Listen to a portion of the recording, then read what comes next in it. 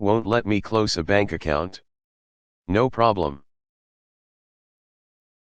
Not me, but my spouse's grandmother Frankie. After my spouse's grandfather Bill died suddenly of a heart attack, my spouse's grandmother Frankie was understandably devastated, but went about closing his estate with a stiff upper lip, until she got to one bank account that was only in Bill's name, not a joint account with both of them. Despite having the death certificate, will, and other documentation required, the bank absolutely would not let Frankie close Bill's account, but for whatever reason, they would allow her to withdraw money. Being the type to not suffer fools, Frankie withdrew all but 1 cent from the account.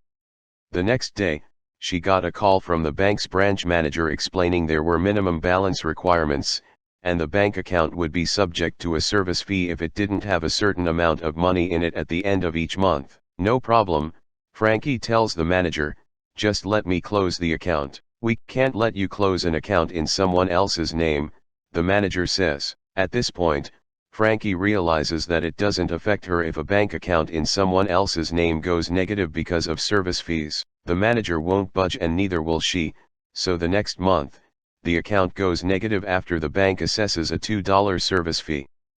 That was 17 years ago.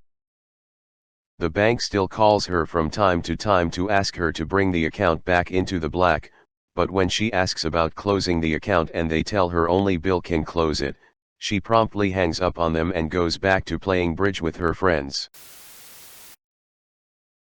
Now to the comments. Surely by their own logic it would have to be up to Bill to get the account back in the black. Maybe she can tell them where he's buried and they can visit him and ask him to settle up. A sentence I saw on another post that would fit the situation: okay, I'll get a shovel. I read that one too. Brilliant. She really shouldn't even be getting calls from creditors either. In some places, it's illegal. All she would have to say is, he doesn't live here anymore. Not my problem. Go tell Bill. It's his dang account. No, I don't have contact information, you figure it out. Bye. Give them his new address. That of the cemetery. Unless he was cremated and is sitting on a shelf somewhere in the house. In which case, bring him to the bank. Here he is. Let's close that account. People have done this. It gets stuff done. I got a bill from a credit card company for my mom last week. She died of cancer 8 years ago. They are threatening litigation for non-payment for a credit card I tried to close right after she died. They had to find me because I bought a house 5 years ago and my dad sold the house he owned with my mother. They had to investigate to find me. I'm just waiting on them to call me so I can tell them where to send the subpoenas. They use scare tactics. As long as you never pay, you don't assume the debt. As long as you never pay, which is why they go through a lot of effort to get you to make just one payment, so they can claim that you have assumed the debt. You'd say that after a year, maybe 2, they would find a way to change such a ridiculous rule. It's a feature, not a bug. Meaning it's an intended rule/effect and they have no intention of changing it. But it's silly, at best, that they are logging a dead man's account in the negatives and spending money on having call center reps call the woman that wants to close the account but can't. I mean, those fees are made up so it's not like the bank is out any actual money or anything, lol. I read in the comment section here once that it can duck with the manager's numbers. Then again, I read it in a comment section on Reddit, so it's probably bullshit. That manager is just ducking themselves then. Close the account.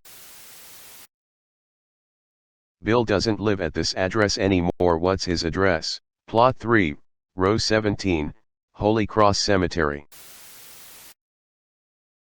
Years ago, I was the executor of an elderly relative's estate. In the process of winding up her affairs, The mailing address on her various accounts was briefly changed to my address until her accounts could be closed. 10 years after my elderly relative died, a letter from her former bank addressed to her arrived at my address. It was a notice that she had attempted to overdraw her, long closed, account by attempting to use her, non-existent, debit card to withdraw money at an ATM. The bank could not allow this, the letter said, and would she please call them to discuss the matter. The bank employee I called the next morning, believe it or not, was actually polite and apologetic about their major error.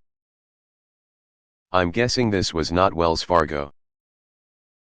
No, actually it was a very small bank in a very small town in another state. Odd fact about that bank, I only know this because I happened to be visiting that relative years ago and read her local newspaper one day. That small town bank still existed and had not been swallowed up by a bigger bank because the small bank stockholders voted against being bought out by a bigger bank. The newspaper article suggested that that was very unusual and also suggested it saved several jobs in the small town, because presumably a bigger bank would take over all the back office operations and eliminate those jobs.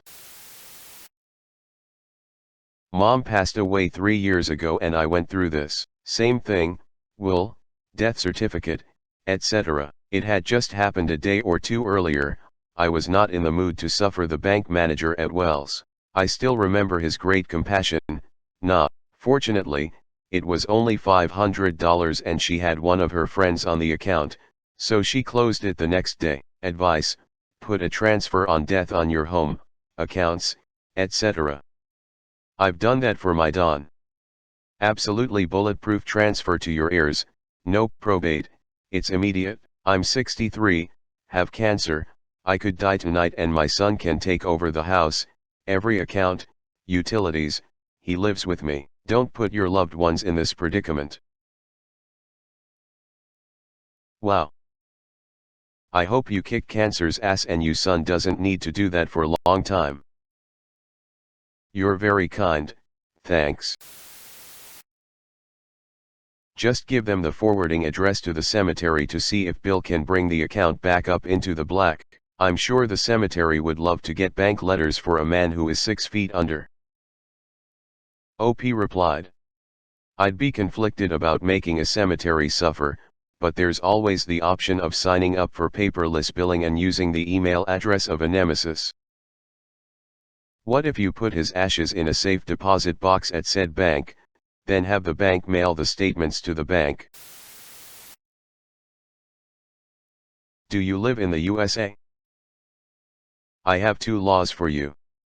First one is, a bank fee cannot be the reason a bank account goes negative. A bank fee can take you to 0, not negative. However, once it is negative, they can make it go further negative. That very first bank fee that took it negative was illegal. Wells Fargo tried that crap with me and a lawyer took my case for free, because he said all he had to do was print up one paper and sign it, that I could pay for the stamp if I wanted because that's all it cost him. Wells Fargo knew they were breaking the law and dropped my case instantly when I got a lawyer. The second one is, debtors' privacy laws. A debt collector cannot tell a person that another person has a debt. It's a federal crime to do so. Get a call recorder and inform the debt collector that you are recording the call. Let them say Bob owes us money on the recording and bam, interrupt them and inform them they just broke federal law, you are not Bob, and you are sending this recording to the FTC.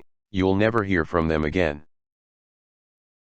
Aren't there also laws about accounts with no activity on the part of the holder being closed automatically after a certain amount of time, and if there are any funds, those are turned over to the state? My nan gave me some money before she passed and it sat in an account earning interest, but I didn't do anything with it because I forgot about it, and when I did try to access it, I found out they had closed the account due to inactivity and I had to check with the states for the funds. Yes. Bank consultant here.